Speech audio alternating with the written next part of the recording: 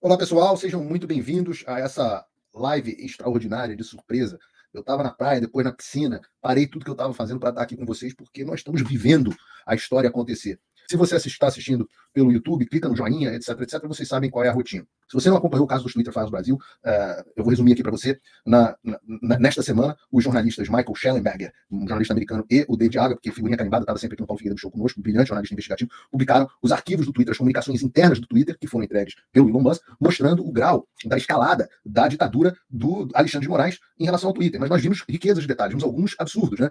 O pessoal do Twitter falando que ele estava agindo ilegalmente, tendo que cumprir, o pessoal do Twitter, o jurídico do Twitter, mostrando que ele censurava hashtags que eram antipáticas a ele, que ele quis transformar o Twitter numa ferramenta de moderação de discurso bolsonarista, pediu para esconder o conteúdo dos chamados bolsonaristas, enquanto deixava os conteúdos do Lula livre, já que o pessoal gosta de Lula livre, e basicamente interferiu, manipulou o processo eleitoral brasileiro e pedia para uma empresa cometer ilegalidades, violando o marco civil da internet, e eles estavam muito assustados com isso. Pois bem, é óbvio que se o Elon Musk tornou isso público e entregou ao jornalista, é porque ele estava sabendo o que estava acontecendo, mas ele não tinha dimensão. Depois dessa reportagem brilhante do Schellenberger, que eu devo entrevistar em breve, e do Aga, porque eu entrevistei essa semana, depois da reportagem brilhante deles, a coisa tomou um escopo gigantesco. Né?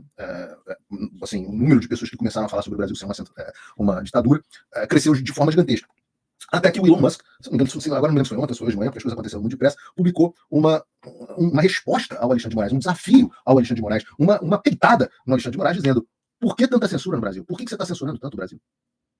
E a coisa começou a sair mais de controle e começou a ganhar mais notoriedade quando, eu vou botar aqui para vocês, deixa eu mudar essa visão aqui, não é muito boa, vou botar essa aqui, quando o Elon Musk retweetou o Michael Schellenberg. Eu disse a vocês que o Schellenberg era um jornalista reconhecido e famoso, ele retweetou dizendo: essa censura agressiva parece violar a lei e a vontade do povo do Brasil. Disse o Elon Musk retweetando os Twitter Files num post que já atingiu mais de 4 milhões de visualizações. Vejam, o homem mais rico do mundo, ou segundo, ou terceiro, etc., fez um post dizendo que, retweetando os Twitter Files, o Michael Schellenberg, dizendo que a censura do Brasil parecia violar a lei. Atenção, Senado, crime de responsabilidade. Violar a lei e a vontade do povo do Brasil. Claro que viola a vontade do povo do Brasil, porque o povo do Brasil ama poder falar aqui no Twitter, no X, e o Alexandre estava impedido, né? Eu mesmo sou impedido de agir. Então, quando eu vi ele falando isso, eu respondi. Eu fui lá e respondi: sim, então por que cumprir as ordens? Porque ordens ilegais não devem ser cumpridas. Assim como eu não cumpro as ordens que são ilegais, poxa, imagina um cara do tamanho do Elon Musk. E eu falei para ele: o Rumble e o Locals não cumpriram. Isso foi um trabalho grande, feito junto ao Rumble e ao Locals, e muita gente me criticou na época, para que eles peitassem. Ora, os CEOs são meus amigos, isso não é segredo para ninguém. E eu falei: ordem ilegal não se cumpre. Não pode ser cumprida. O que é isso? Um tirano de um país, daqui a pouco o rei lá da Botsuana resolve que tem que começar a banir as pessoas e vai começar a banir. O que é isso? Liberdade de expressão existe sim. Internet não é terra sem lei, é terra do marco civil da internet no Brasil. Mas o marco civil da internet não é a vontade pura e simples do Alexandre.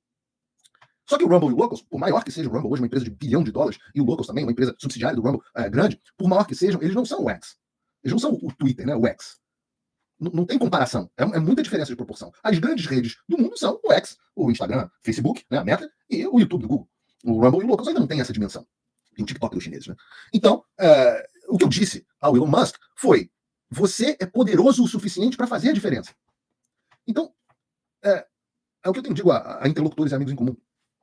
Se ele é um absolutista da liberdade de expressão, como ele diz que é, e pelo amor de Deus, eu li outro dia o pai do energúmeno, estou chamando de energumenão, falando do republicano Brasil 247, o que é bom, porque mostra quem é energúmeno, quem é a família energúmena, né? Quem são esses caras, o tamanho, o que eles representam. Né? E ele falando: o Elon Musk é apoiador do Trump. Esses caras são tão retardados que eles só conseguem enxergar as coisas nesse espectro: Trump, Bolsonaro e o resto. Não, o Elon Musk sequer votou no Trump. O Elon Musk sempre foi um cara que votou no Partido Democrata. O Elon Musk sempre foi um cara progressista, liberal. E eu falo para as pessoas, quando eu digo para as pessoas que eu não sou exatamente conservador, porque eu não tenho essa construção de conservador pronta, ideológica, para vários casos eu sou progressista. Porque eu acredito que a conservação e o progresso são duas forças importantes. Eu sempre falo para vocês, na hora que chegar a turma do é hora de censurar, proibido usar mulher usar calça legging, mulher tem que ficar em casa, eu estou do outro lado. Eu entro pro lado liberal. Eu tenho uma veia liberal mais forte. Então, o Elon Musk é isso mais à esquerda do que eu, provavelmente. Então não é apoiador do Trump. Mas ele é uma pessoa poderosa o suficiente para fazer a diferença. O Elon Musk é poderoso o suficiente para fazer a diferença. Se não ele, quem? Se não ele, quem? Ora, nós vimos no Twitter que os donos do Google, o pessoal, esses caras estão no bolso, eles fazem parte. E quando o Elon Musk comprou o Twitter, na época do Twitter, agora X, ele comprou para restabelecer a liberdade de expressão. Porque ele gastou $44 bilhões para restabelecer a liberdade de expressão, para que o Twitter seja a plataforma para o livre mercado das ideias. É uma visão de mundo diametralmente oposta à visão do Alexandre, que diz que governos e pessoas iluminadas devem e podem determinar o que vai ser ou não dito. Então, eu falei para ele: você é poderoso o suficiente para fazer a diferença. E eu fiquei, obviamente, muito honrado pelo fato de que o Elon Musk me respondeu. E não é a primeira vez que ele me responde, ele sempre foi muito gentil comigo. Mas ele respondeu o seguinte: nós estamos levantando todas as restrições. Nós estamos levantando no sentido de retirando, lifting, né? Nós estamos tirando todas as restrições. Esse juiz aplicou multas gigantescas, ameaçou prender os nossos empregados e cortar o acesso do X no Brasil. É um mafioso, porra. A margem da lei. Porque o X não quis descumprir a lei do Marco Civil da Internet. A lei, eu digo que é a margem da lei, digo que é o marginal que haja a margem da lei, pelo seguinte: o PL 2630, o PL da censura, não foi aprovado. Não existe lei que dê ao governo o poder de fazer isso. Ainda que fosse aprovado, se existisse uma Corte Constitucional no Brasil, ele seria decretado inconstitucional por violar o artigo 5º e o direito de liberdade de expressão e liberdade de imprensa. Se houvesse Corte Constitucional, um PL 2630 seria derrubado. Só que a Corte Constitucional é a Corte marginal. É a Corte que fala assim: não existe lei, faz pressão para que aprove a lei. O Congresso não apoia. E ele fala: então eu vou legislar na base da canetada, com uma resolução do TSE. Então, quando ele diz, como resultado, nós estamos levantando todas as restrições, esse juiz aplicou multas gigantescas e ameaçou prender os nossos empregados e cortar o acesso do X no Brasil, como resultado de levantar todas as restrições, nós provavelmente vamos perder toda a renda do Brasil e ter que fechar o nosso escritório lá. E aqui entra a frase bonita: mas princípios importam mais do que lucro. Eu me lembro de ter muito essa discussão com o Fernão Lara Mesquita, meu querido Fernão Lara Mesquita, que eu gosto muito, entrevistei aqui no canal recentemente, muito inteligente, cara que assim, agrega demais, mas eu tinha um ponto de divergência fundamental com ele. Eu dizia que o que ia salvar o mundo eram pessoas virtuosas. Ele achava que não, que o importante era você ter mecanismos de incentivo na democracia para que, e ele tem uma certa razão nisso, para que os políticos estejam sempre em xeque, etc. E eu falava, não, e aí talvez por ser cristão, né, por ser da religião que viu um homem, Moisés, libertar todo o seu povo, da religião que viu um homem se levantar contra um gigante, da religião que viu um homem carregar todo o pecado da humanidade. E tantos, e os mártires, e os santos, e o impacto que isso teve no mundo. E eu dizia, não, é a virtude. São homens virtuosos que vão salvar o mundo. E quando alguém diz princípios importam mais do que lucro, isso é uma pessoa virtuosa. E eu vou explicar para vocês por que isso é, na prática, um checkmate. Eu gosto muito de jogar xadrez. Não sou um pezinho em xadrez, não vou aqui botar que eu sou o Kasparov brasileiro. Mas eu acho um jogo muito inteligente. E o que eu mais gosto do xadrez é que você é tão bom quanto você antevê as jogadas que ainda não foram feitas. Quando você pensa, vou mexer esse bispo aqui, provavelmente ele vai responder com esse cavalo aqui, então daí eu vou andar com a torre para cá, e aí isso vai fazer com que ele exponha a rainha aqui, eu vou comer a rainha, e você, quanto mais jogadas você projetar para frente, melhor. E o jogo termina na posição do checkmate, quando não há mais saída possível pro rei. Se ele for para cá, ele é comido pela torre, se ele for para cá, ele é comido pelo cavalo, se ele for para cá, o peão, e por aí vai. Não há mais posição, não há mais movimento, não há mais jogadas a serem feitas que preservem o rei. E o que o Elon Musk aplicou hoje foi um checkmate. E eu explico por quê. Eu explico porque, se a gente analisar as próximas jogadas. O Elon Musk está dizendo que vai levantar todas as restrições do X no mundo. Aliás, obrigado aí, curtam o vídeo, por favor. Vamos analisar os próximos passos.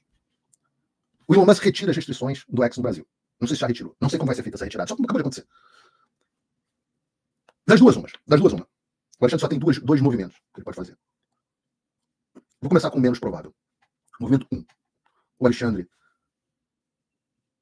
aplica uma multa, mas não derruba o Twitter no Brasil. E com isso, todos nós, Alan, eu, Ludmilla, quem quer que seja, vamos poder voltar a falar. E ao nós voltarmos a falar, não vai sobrar pedra sobre pedra. Não vai sobrar. Vocês sabem disso. Vocês sabem que eles não têm condições de competir conosco no Twitter.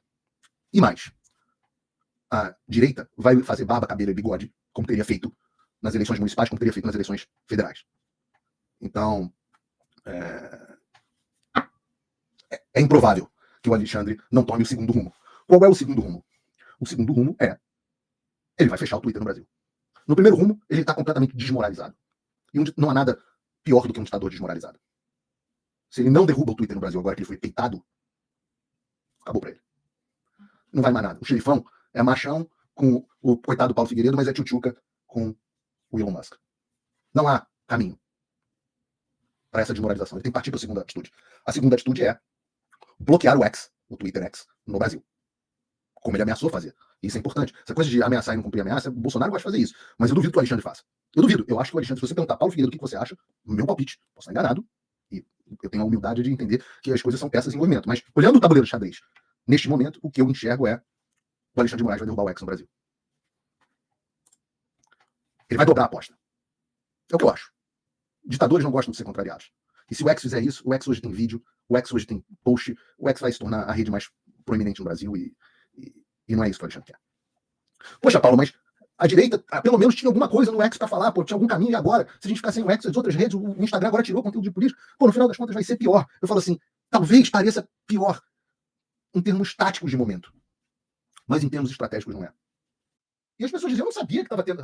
Eu juro para vocês, um dos congressistas que eu vou visitar na semana que vem, está nos ajudando bastante, no Comitê de Finanças do Congresso americano, ele ficou estarrecido com o que eu falei sobre o Brasil e ele achou que era mentira. E ele me mandou um e-mail, olha, desculpa, eu achei que você era um maluco, achei que você estava falando um bando de mentira, e eu fui ver quem você era, e fui ver o que você está falando e vi que era verdade. Agora acabou isso. Acabou. Acabou. Todo mundo, quando o Xandão... Duas opções, ou o Xandão se desmoraliza ou ele escancara a ditadura. E é muito mais fácil lutar contra uma ditadura escancarada do que, para usar o termo lá daquele picareta que escreveu aquele livro, do que com a ditadura envergonhada, com a ditadura às escuras. Não tem mais, não vai ter mais o que discutir se o Brasil é uma democracia, não. Países sem Twitter. China, Brasil, Coreia do Norte, entendam. Isso é gigantesco, isso é histórico. O Babaquara, isentão lá da Faria Lima, que tava assim, puta, meu, esse Paulo Figueiredo, mas também ele fala muito, meu. Fala demais, meu. Aí também, né, pô, esse cara que falou também mereceu, né, meu? Vai deitar o cara. Esse Babaquara da Faria Lima, que usa o Twitter para acompanhar as notícias, esse cara, ou outro, que fala assim, meu, tá tendo ditadura, meu. Isso é exagero. Esses caras são exagerados, também estão falando muito, né? Acabou para esses caras. Esses caras agora vão ter que olhar. E agora, essa turma começa a falar. Puta, meu, também esse Alexandre tá exagerando, né, meu? Tá achando que é quem, né? Puta vergonha pro Brasil. Puta vergonha, meu.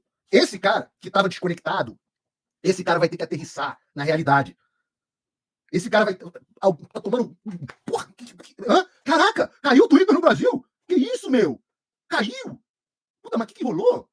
O cara também tá demais, né? Passou do ponto. É isso que a gente precisa. Que o Xandão se torne pesado demais. O que eu quero dizer para vocês, e essa é uma live curta, o que eu quero dizer para vocês é, confiem, tá funcionando. Quando eu comecei, e eu só comecei porque ele me bloqueou, isso eu tenho que admitir, era tudo mato. Eu chegava e ninguém me ouvia. Quando eu cheguei no Congresso dos Estados Unidos com a Carla Zambelli, em novembro de 2022, a gente batia nas portas e ninguém nem ouvia a gente. Vamos lá, protocolamos, começando. Não tinha um jornal, não tinha uma fonte, eu não tinha os parlamentares e eu não tínhamos as conexões. Hoje eu tenho mais de 30 congressistas por trás de mim, me dando salvo-conduto para fazer o que eu quiser. PragerU, uma instituição que fatura, que arrecada 100 milhões de dólares, está em não sei quantas escolas, 6 bilhões de visualizações de vídeo por ano. Eu tô com... Agora, o Congresso... Washington virou minha segunda casa, eu vou toda semana. Teremos audiência sobre o Brasil. Teremos. Já estou em conversa com Portugal, já estou em conversa com Espanha, já estou em conversa com Itália. Já tenho uma missão, essa eu não vou poder ir, mas do Parlamento dos brasileiros agora no Parlamento Europeu. Eu estava falando de xadrez, né? Deixa eu dizer uma coisa para vocês. Não tem como a gente perder esse jogo. Não tem como. Porque o Brasil não é a Venezuela. Não existe uma força armada comprada como a da Venezuela. Com todos os problemas, a gente fala sempre aqui sobre o exército brasileiro, sobre o quanto que o comando é bundão. Não tem uma força armada comprada com a ponta da baioneta em cima do povo.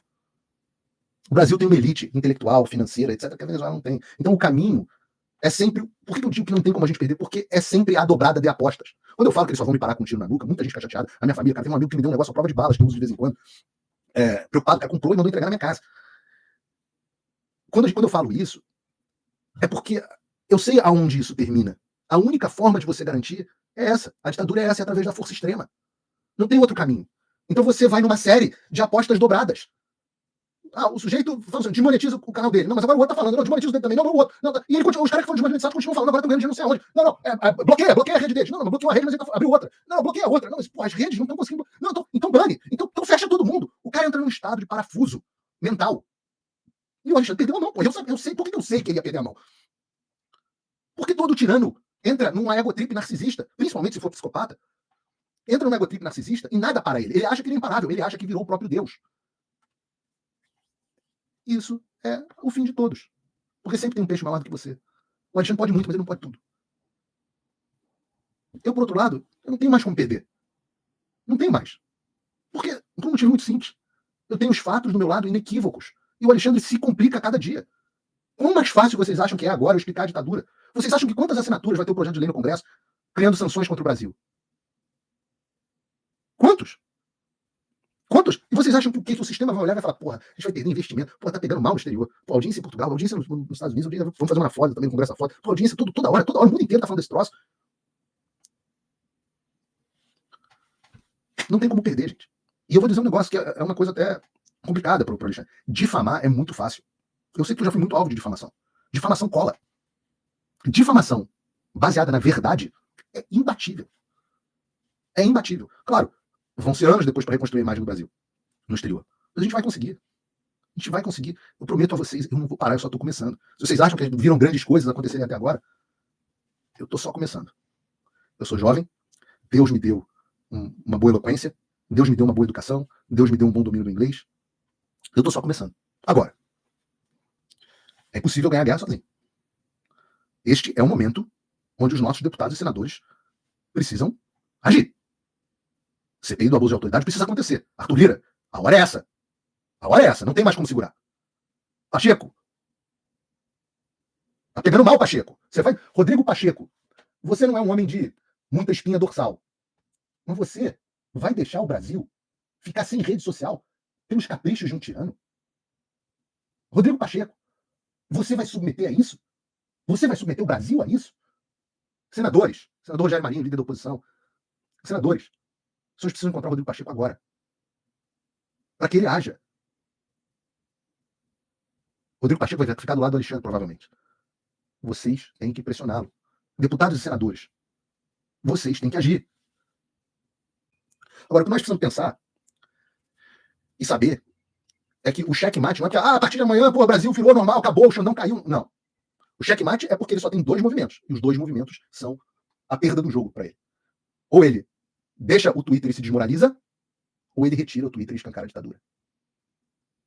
Em qualquer um dos casos, nós vencemos.